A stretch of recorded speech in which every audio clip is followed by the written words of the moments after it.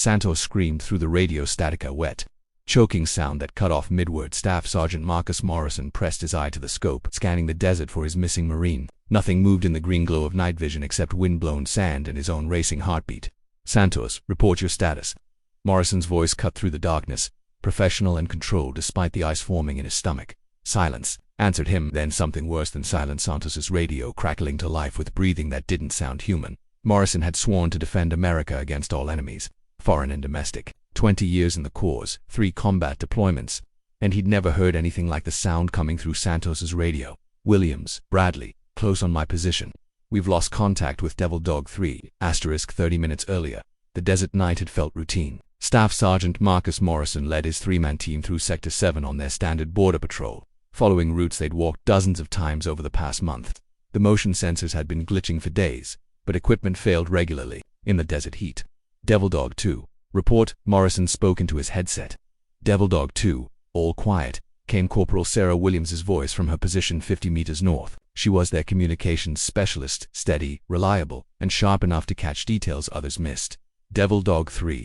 3 here, Sarge. Got some tracks about 50 meters from my position.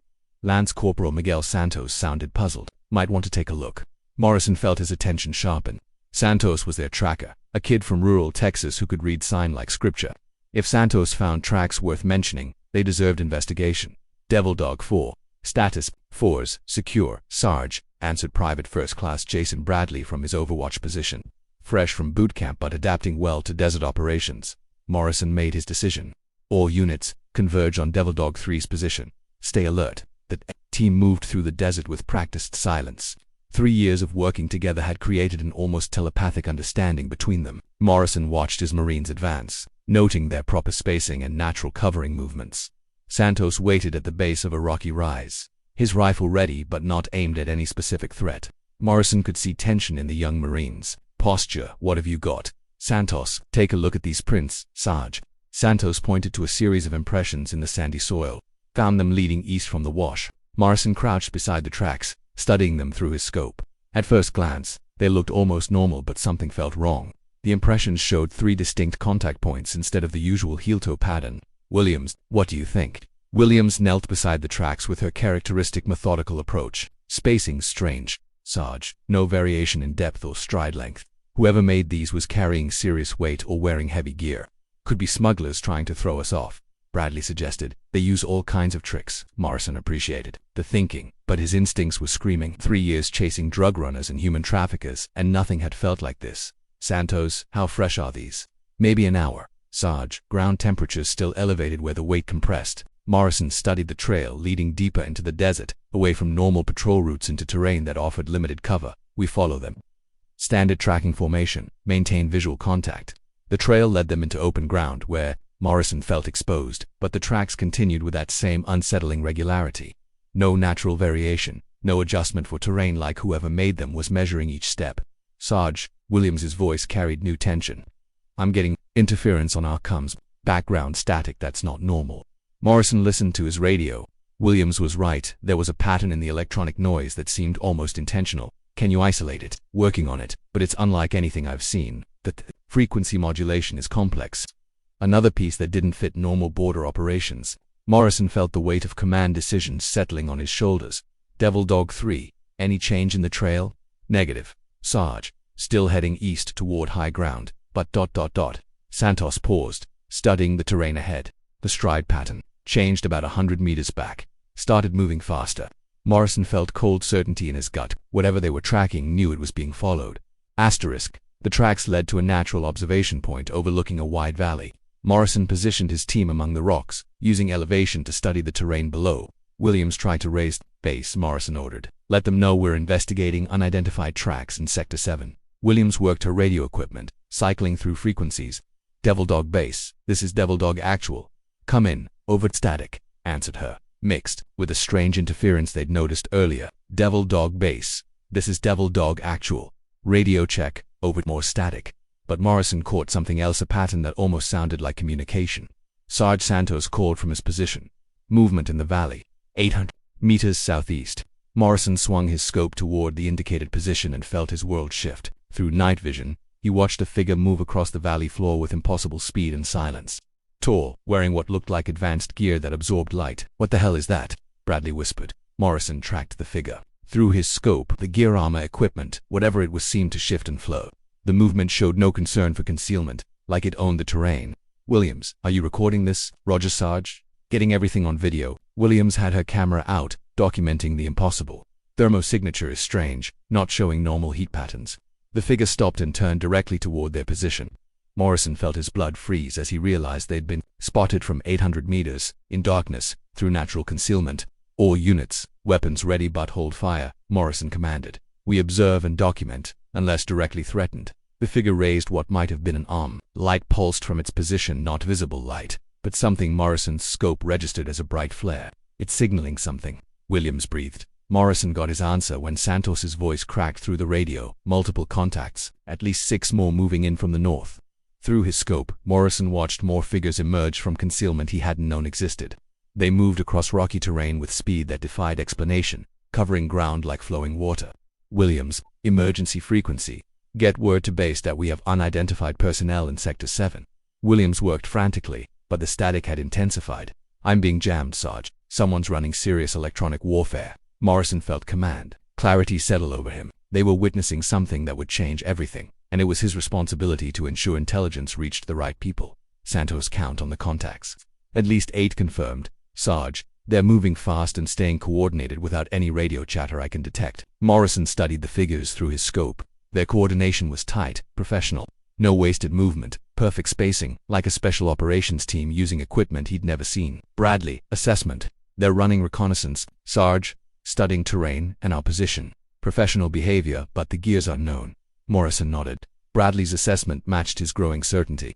These weren't smugglers or migrants. This was military, conducted by forces using technology beyond his experience. "Williams, status on communications. Getting partial signals on satellite link if I can boost the gain." "Do it. We need word out that something's happening in Sector 7. Morrison watched the figures spread into what looked like a search pattern. Professional, systematic, and utterly silent. They were looking for something specific. Santos, change in their movement. "They're running a grid search. Sarge, professional, pattern, but they're covering ground faster than any team should manage." Morrison made his decision. "We fall back to secondary position. Maintain observation but increase distance." The team moved with practiced silence through rocky terrain, maintaining visual contact while establishing a new position. Morrison felt pride in his Marines as they adapted to the impossible with professional calm. "Williams, communication status. Satellite links holding. Basic transmission capability, but detailed intel will have to wait. Send our position and report unidentified personnel conducting military operations in Sector 7. Request guidance and backup." As Williams worked her equipment, Morrison continued studying the figures. Their search pattern was expanding, moving methodically toward the team's original position. Sarge Santos's voice carried new urgency. "They found our tracks. Lead elements following our trail." Morrison felt time compress. The reconnaissance phase was ending. Whatever these things were, they were coming with the same professional precision they brought to everything else. "All units prepare for contact," Morrison commanded. "We're about to find out what happens when Marines meet the unknown." The figures moved up the slope toward their position with fluid coordination. Morrison watched through his scope as they spread into perfect envelopment positions, covering angles that required flawless communication. "No radio traffic," Williams observed. "Monitoring frequencies. Complete electronic silence, but their coordination's tight." Morrison studied the lead figure climbing toward their position. The gear adapted to terrain, providing camouflage that shifted with each movement. Technology he'd never seen, but the tactics were familiar. "Santos, range to lead element. 400 meters in closing, Sarge. They're moving faster than they should on this terrain." Morrison calculated quickly. At current approach speed, contact was inevitable within minutes. "Listen up, Marines. We're about to contact unknown personnel using advanced equipment and tactics. Mission is observed, document, and survive to report. Weapons tight unless directly threatened." "Roger, Sarge," came the coordinated response. Morrison felt pride in his Marines. Faced with the impossible, they maintained discipline. Whatever happened, they would conduct themselves with honor. The lead figure reached 300 meters and stopped. Morrison watched as it seemed to study their hiding place with impossible precision. Then it spoke. "United States Marines." The voice carried clearly across the desert, speaking perfect English with no accent. "You have observed our operations. This was not intended." Morrison felt his worldview shatter and rebuild in a heartbeat. Whatever these things were, they knew exactly who his team was and what they represented. "We mean no harm to your species," the voice continued, "but your presence complicates our mission parameters." Morrison made the hardest decision of his career. He stood up, rifle ready but not aimed, and responded to the impossible. "This is Staff Sergeant Morrison, United States Marine Corps. You're conducting unauthorized activities in United States territory. Identify yourself and state your intentions." The figure tilted its head with mechanical precision. "We are conducting reconnaissance of your military capabilities. Your species shows promise, but we require more data." Morrison felt cold certainty to flow through him. "Data for what?" "Integration protocols," came the reply. "Your world contains resources we require. Your species demonstrates competence that could prove useful. We evaluate before we proceed." Williams moved beside Morrison, camera recording everything. "Sarge, are we looking at first contact?" Morrison kept his eyes on the figure. "Seems like it, Williams. And they've been studying us." "For how long?" Morrison called down. "Months of observation," came the immediate response. "Your patrol schedules, equipment, capabilities, and tactical doctrine have been analyzed. You represent adequate opposition for preliminary assessment." Morrison felt anger building alongside fear. These things had been watching his Marines, studying them like specimens, preparing for something his mind refused to consider. The figure made a gesture Morrison didn't recognize, and other figures immediately shifted position. Whatever communication they used was instantaneous and precise. "Staff Sergeant Morrison," the figure called, "your team has provided valuable data on human military responses. We thank you for your cooperation." Morrison felt his blood freeze. "We didn't cooperate with anything. Your reactions, decisions, and adaptation patterns have been recorded and analyzed. This data will prove useful in developing integration protocols for your species." Williams grabbed Morrison's arm. "Sarge, they've been using us as test subjects." Morrison looked down at the figure, understanding flooding through him. Every decision his team had made, every tactical response had been observed and catalogued by beings planning something unthinkable. "What are integration protocols?" Morrison demanded. "The process by which useful species are incorporated into our expansion operations," came the mechanical reply. "Your military capabilities show promise. With proper guidance, humans could serve effectively." Morrison felt 20 years of Marine Corps training crystallize into perfect clarity. These things weren't just studying humans, they were planning to use them as soldiers. "Like hell," Morrison said quietly. "Your resistance was anticipated," the figure replied. "It demonstrates the martial spirit that makes your species valuable. This resistance will be modified during integration." Morrison looked at his Marines, recording Santos and Bradley maintaining alertness despite circumstances that would break civilian minds. These were his people, and these things wanted to turn them into something else. "Marines," Morrison said clearly, "I think our observation period just ended." "Roger that," Sarge Santos replied. "Rules of engagement."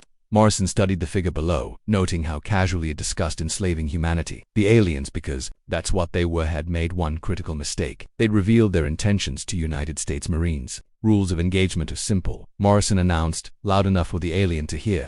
"These things want to invade our country and enslave our people. We took an oath to defend America against all enemies." Morrison raised his rifle and sighted on the figure. "I'd say aliens planning to conquer Earth qualify." The alien tilted its head. "Your resistance is futile, Staff Sergeant Morrison. We have studied your capabilities. Your weapons are insufficient." Morrison smiled grimly. "Maybe, so, but you made one mistake in all that studying." "What mistake?" "You never learned what happens when you threaten United States Marines." Morrison squeezed the trigger. Morrison's M4A1 cracked in the desert silence, the 5.56mm round striking the alien center mass with perfect precision. Morrison watched through his advanced combat optical gun sight, expecting to see the creature fall. Instead, he watched the round impact what looked like flowing metal and vanish without effect. "Target's not going down," Santos called, adding his fire to Morrison's. "Rounds are hitting but not penetrating." The alien stood motionless under their fire, allowing Marines to empty magazines into its position. Morrison counted 23 hits before his rifle ran dry. Every round placed with precision, every round absorbed by armor that defied physics. "Reloading," Morrison called, dropping behind cover. "Williams, tell me you're getting this," Morrison ordered, recording everything. "Sarge, impact signatures show energy dissipation rather than penetration. Their armor's designed to counter kinetic weapons." Morrison studied the alien through his scope. It hadn't moved during their barrage, but now it raised what might have been an arm. Energy built around its hand, crackling with electrical discharge. "Take cover," Morrison shouted. The alien's weapon discharged with a sound like breaking glass amplified 1,000 times. Where the energy beam struck rocks near Morrison's position, stone turned to molten glass in milliseconds. "Holy shit," Bradley's voice cracked. "Did you see what that did to solid rock?" Morrison felt heat wash over his position as superheated air expanded from the impact. The smell of vaporized stone filled his nostrils, along with ozone from electrical discharge. Santos sweet on that weapon. Some kind of directed energy. "Sarge, no projectile, just energy transfer." unlimited range within line of sight. Morrison processed the tactical situation. Their rifles were useless against alien armor, but the aliens possessed weapons that could vaporize cover and Marines with equal ease. Williams' communication status, satellite link holding. Sarge, transmitted contact report with enemy capabilities. Base NUS were engaged with hostiles using advanced technology. Morrison felt satisfaction. Whatever happened to his team, intelligence would reach the right people. Everything else was tactical problems to be solved. All units concentrated fire on single target, Morrison decided. Let's see if we can overwhelm their defenses. 4 Marines opened fire simultaneously, rifles chattering in coordinated bursts. Morrison watched dozens of rounds strike the aliens' armor, each impact creating small flashes of dissipated energy. For 30 seconds, they maintained fire. When rifles fell silent for reloading, the alien stood exactly where it had been, apparently undamaged. Kinetic weapons are insufficient, the alien announced. Your projectiles lack energy density to penetrate our defensive systems. Morrison's tactical brain worked. The problem: standard weapons were useless, but every defense had limitations. Asterisk. Sarge Santos called. Movement on flanks. At least 6 more contacts moving to surround us. Morrison confirmed Santos's report through his scope. Professional envelopment maneuver, using terrain and mobility to eliminate defensive advantages. Time to contact: 5 minutes at current speed, Santos replied. But they're moving faster than anything should on this terrain. Morrison calculated rapidly. 5 minutes to encirclement, energy weapons that turned cover to glass, armor that shrugged off rifle fire. The situation was approaching hopeless, but Marines didn't surrender. Williams priority intelligence to base, Morrison ordered. Enemy, who possesses directed energy weapons and kinetic-resistant armor. Standard small arms ineffective. Recommend heavy weapons for future engagements. Transmitting now, Sarge Williams replied. Morrison studied the tactical situation. The aliens were methodical, eliminating options rather than rushing. Professional, systematic, utterly confident in technological superiority, which gave Morrison an idea. Santos, how confident are you in that Barrett M107A1 at the cache? Very confident, Sarge, but that's 800 meters back. Morrison smiled grimly. The Barrett M107A1.50 caliber rifle was designed to penetrate armored vehicles at extreme range. If kinetic energy was the issue, more kinetic energy might be the solution. Bradley Santos, you're with me. Williams, maintain position and continue communications. Sarge, we can't leave Williams alone, Bradley protested. Morrison looked at his youngest Marine with pride. Williams is the most important person on this battlefield. Bradley, the intelligence she's transmitting could save lives. Williams checked her equipment, then met Morrison's eyes with determination. Go get that 50 cal, Sarge. I'll keep these assholes honest. Morrison felt the tight sensation that came with sending Marines into danger, but the mission required it. 15 minutes to hold this position, Morrison decided. After that, fall back to rally point. Roger, Sarge. Give them something to remember. Morrison led Santos and Bradley away from their position, moving through terrain that provided concealment. Behind them, Williams began engaging aliens with precise single shots, making every round count. The sound of her rifle echoed through the desert as Morrison's team moved toward the weapons cache. Each shot represented time purchased with courage, and ammunition to things Marines never lacked. Santos, time to cache. 6 minutes at this pace, Sarge. Morrison listened to Williams's steady rifle fire, noting increasing frequency as aliens pressed their attack. We push it, Morrison decided. The Marines increased pace, moving through desert with efficiency born of countless exercises. Behind them, Williams's rifle provided soundtrack of determination and defiance. Morrison's radio crackled. Devil Dog actual, multiple contacts closing. Energy weapons turning my cover to glass. How long on that 50 cal? 4 minutes, Williams, Morrison replied. Roger, Sarge. These alien assholes are about to learn something about Marine marksmanship. Morrison smiled as he ran through the night. Williams was scared anyone would be, but she was thinking like a Marine. That attitude had won every war America had fought. It would win this one too. Asterisk. The Barrett M107A1 lay exactly where they'd cached it, protected by camouflage and secured with frequency locks. Santos had the weapon operational within 90 seconds, loading .50 caliber cartridges that could penetrate steel plate at 1,000 meters. Clean shot from here, Morrison asked, studying the distant firefight through binoculars. Affirmative, Sarge. 800 meters. Minimal wind. I can put rounds anywhere you want. Morrison watched Williams's muzzle flashes, noting increased frequency as aliens pressed their attack. His communications specialist was running low on ammunition and options. Bradley, spot for Santos. First shot has to count. Bradley positioned himself with spotting scope, calling adjustments with trained precision. Range 800, wind negligible, target stationary. Morrison keyed his radio. Williams were in position with heavy weapons. Keep targets stationary 10 more seconds. Roger, Sarge, pinning them down. But I'm low on ammo. Santos settled behind the Barrett, breathing steady despite impossible circumstances. Target acquired. The talker. Morrison studied the alien through binoculars, noting how it stood exposed while directing flanking movements. Arrogant or confident either way, it was about to receive education in anti-material weapons. Send it, Morrison ordered. The Barrett roared with authority that echoed across the desert. Morrison watched the .50 caliber round strike the alien's center mass with devastating effect. The creature staggered. Silver fluid spraying from the impact point. Morrison felt savage satisfaction watching the alien's composure shatter under superior firepower. Target hit, Bradley called. Significant damage to center mass. But satisfaction turned to concern as Morrison watched wounds begin closing. Silver fluid flowed back into the impact crater, sealing damage with visible speed. It's regenerating, Santos breathed. Wounds are healing. Morrison watched in fascination and horror as alien armor reformed, erasing .50 caliber damage within seconds. The creature turned toward their position with mechanical precision, apparently unaffected by rounds that should have destroyed any human. Williams, fall back immediately, Morrison ordered. Confirmed regeneration from massive trauma. Already moving, Sarge, Williams replied. But I've got their attention. Morrison watched alien figures flowing toward Williams's former position, movement coordinated with precision. They'd learned his team's location from the Barrett's muzzle flash and were adapting accordingly. Santos, slow them with explosive rounds. Santos loaded Rofus Mk211, explosive ammunition, sighting on aliens moving through a narrow valley. High explosive incendiary, impact fused, should scatter them. The Barrett fired again, and Morrison watched the round detonate among alien formation. The blast scattered silver figures across rocky terrain, but within seconds they were reforming and continuing advance. They're tough as hell, Bradley observed, but they felt that one. Morrison made tactical calculations. Aliens could regenerate from massive trauma, but explosive force disrupted formations and slowed advance, not killing them, but buying time. Santos, keep hitting with explosive rounds. Bradley, prepare withdrawal to rally point. As Santos engaged aliens with .50 caliber explosives, Morrison studied their adaptation. They were learning from every engagement, adjusting tactics in real time, but they were revealing capabilities in the process. Morrison was gathering intelligence that would prove invaluable when these things encountered larger units. They're spreading out to minimize explosive effectiveness. Santos called between shots, professional adaptation. Morrison nodded. That aliens were learning, but so was he.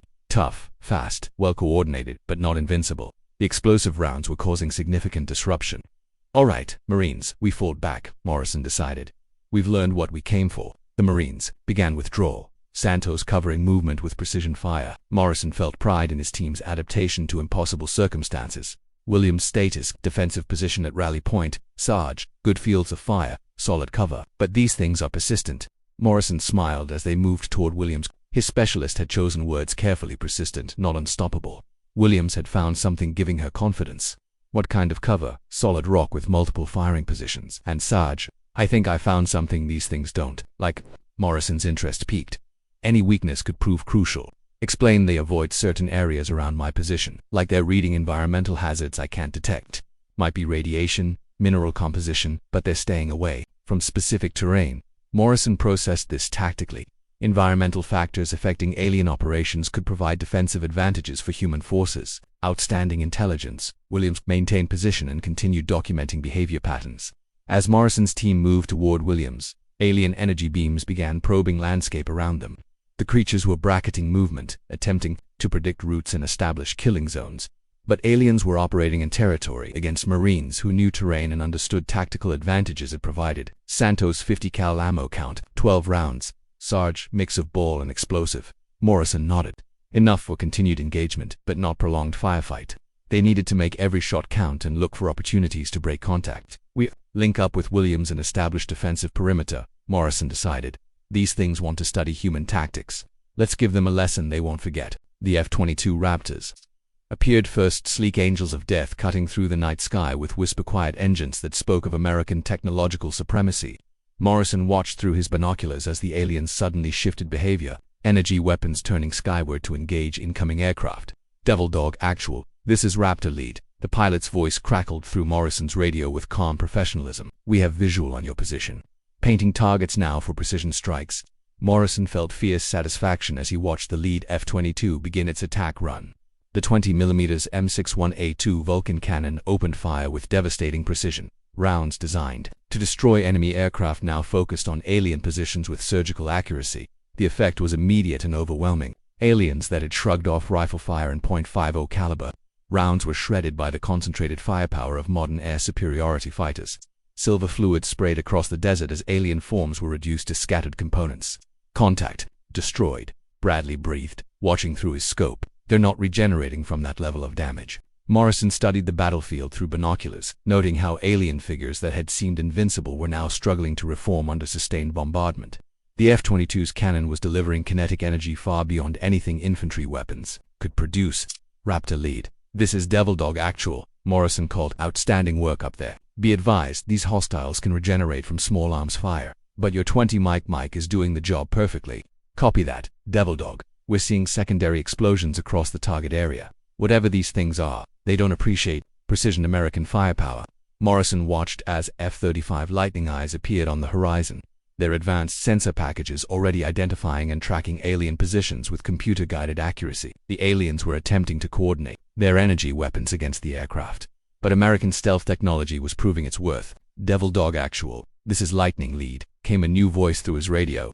We're carrying a GM-114 Hellfires modified for anti-personnel use, requesting target designation for precision strikes. Morrison felt the thrill of modern warfare. Coordination. Lightning Lead. Priority targets are the larger groupings attempting to coordinate defensive fire. They appear to be command elements. Roger that, Devil Dog. Hellfire missiles inbound in 30 seconds.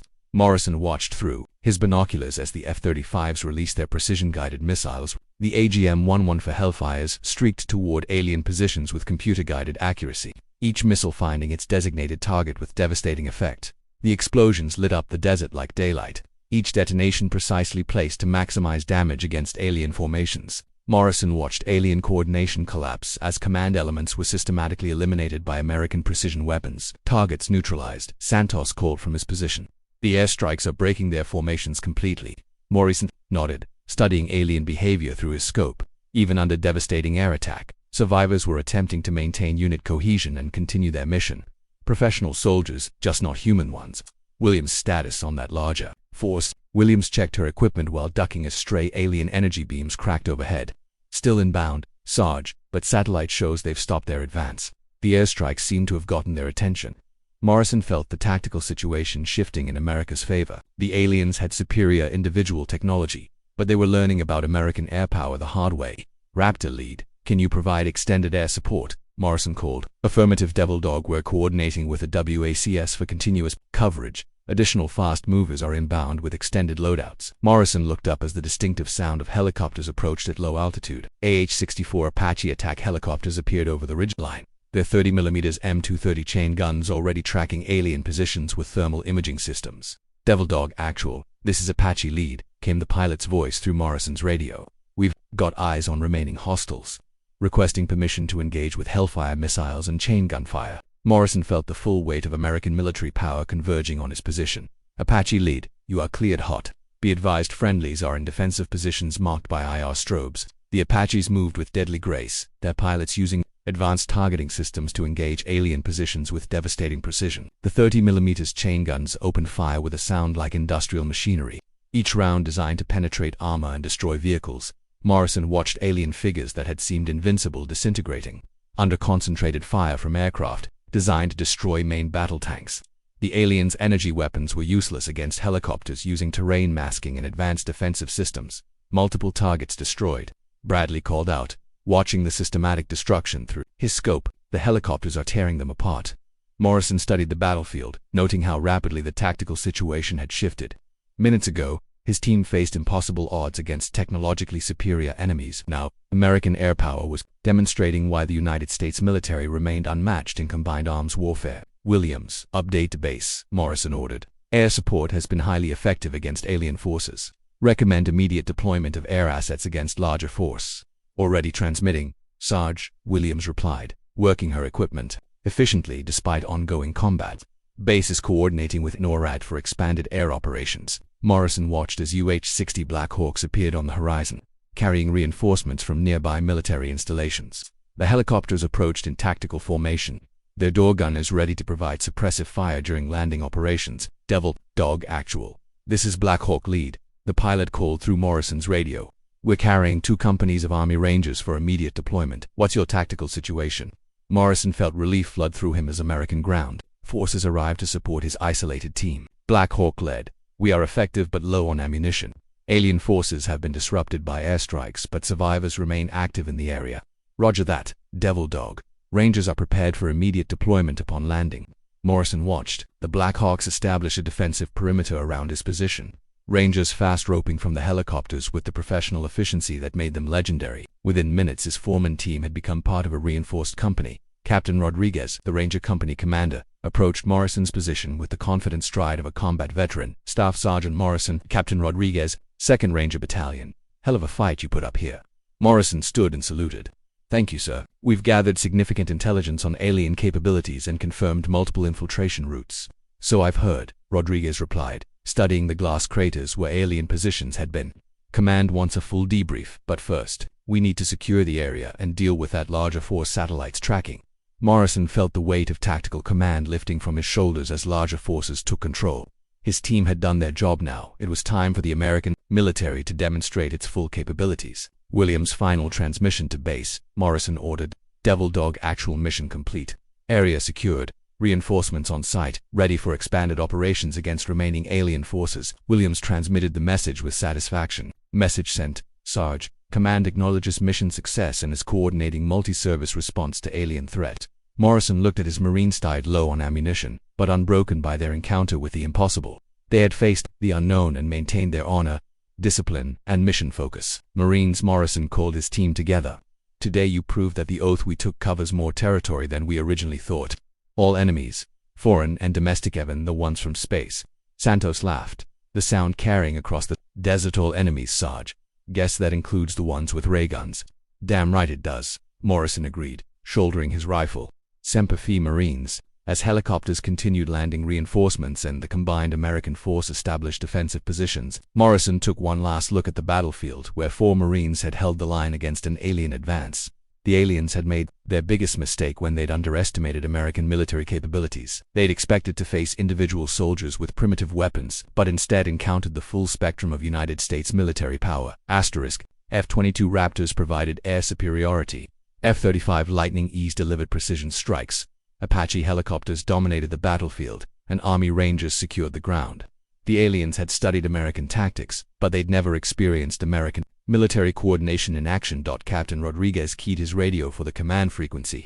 Overwatch, this is Ranger Lead. Area is secure, and we're prepared for expanded operations. Request immediate deployment of additional air assets against remaining alien forces. Roger, Ranger Lead, came the immediate response. B-2 Spirit bombers are inbound with deep penetration munitions. F-15EX Strike Eagles are providing escort. Prepare for large-scale engagement. Morrison smiled as the American military machine. It shifted into full operational mode. The aliens wanted to study human military capabilities. They were about to receive a comprehensive education in why America remained the world's dominant military power. Williams, Bradley, Santos, Morrison called his team, ready to help the Rangers finish what we started. You're a Sarge, they replied, in unison. Morrison checked his weapon and prepared to join the expanded operation. The aliens had revealed their intentions, demonstrated their capabilities, and learned about American defensive responses. Now they were about to discover what happened when America went on the offensive. The sound of approaching B-2 Spirit bombers began to echo across the desert, their stealth profiles invisible to alien sensors, but carrying enough firepower to reshape the battlefield. Morrison felt pride in his country's technological superiority as the most advanced military aircraft in the world prepared to engage extraterrestrial threats. Marines, Morrison said quietly. I think these aliens are about to learn why nobody challenges American military supremacy. Asterisk 3 weeks later, Staff Sergeant Marcus Morrison stood in the Pentagon briefing room, facing a panel of generals and defense officials who listened intently to his after-action report. The alien incursion had been contained through coordinated military action, their technology captured and analyzed, and most importantly, their larger force had been neutralized by overwhelming American firepower. Staff Sergeant Morrison, said General Harrison, the Marine Corps Commandant, your team's actions prevented a much larger crisis. The intelligence you gathered fundamentally changed our approach to national defense. Morrison stood at attention. We're proud of his Marines and their contribution to defending America. Thank you, sir. We were just doing our jobs. Your job, the general replied, was border patrol. You ended up defending the planet. I'd say you exceeded expectations considerably. Morrison thought about the oath he'd taken 20 years earlier. the promise to defend America against all enemies. The oath hadn't specified where those enemies might come from, but it hadn't needed to. Marines defended America. Whether the threat came from Earth or somewhere else entirely didn't change the fundamental mission. Sir, Morrison said, we took an oath to defend against all enemies, foreign and domestic. Turns out that covers more ground than we originally thought. General Harrison smiled. Indeed it does. Staff Sergeant, the coordination between Marine ground forces, Air Force fighters, and Army helicopters during your engagement has become the new standard for multi-service operations against unconventional threats. Morrison felt pride in how American military services had worked together seamlessly during the crisis. Marines had held the line, Air Force had dominated the skies, and Army had secured the ground. The aliens had faced the full spectrum of American military capability. The aliens made a critical error in their assessment, continued General Harrison. They studied individual unit capabilities but failed to understand American military integration. When they threatened one service, they faced all services. As Morrison left the briefing room, he thought about his Marines. Williams had been promoted and assigned to a new extraterrestrial defense division. Bradley had requested transfer to the newly formed Space Force unit, and Santos was recovering well while providing valuable intelligence on alien operations. They had all upheld their oath when facing enemies they'd never imagined. That's what Americans did. They adapted, they coordinated, and they never quit defending their country. The aliens had learned that attacking America meant facing F-22 Raptors, Apache helicopters, Army Rangers, and Marines who never surrendered. They'd discovered that American military technology, training, and coordination created a force multiplier no individual enemy could overcome. Morrison smiled as he walked through the Pentagon corridors, passing offices where military planners were developing new strategies based on his team's intelligence. The aliens had provided valuable lessons about their capabilities, but they'd learned even more valuable lessons about American military power. No matter who threatened America, the oath remained the same.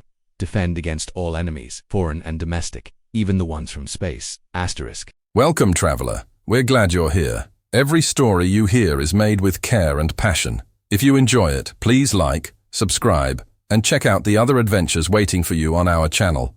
Your support means the world. Thank you. We hope you enjoy the story. Humanity Galactic Frontiers, all rights reserved.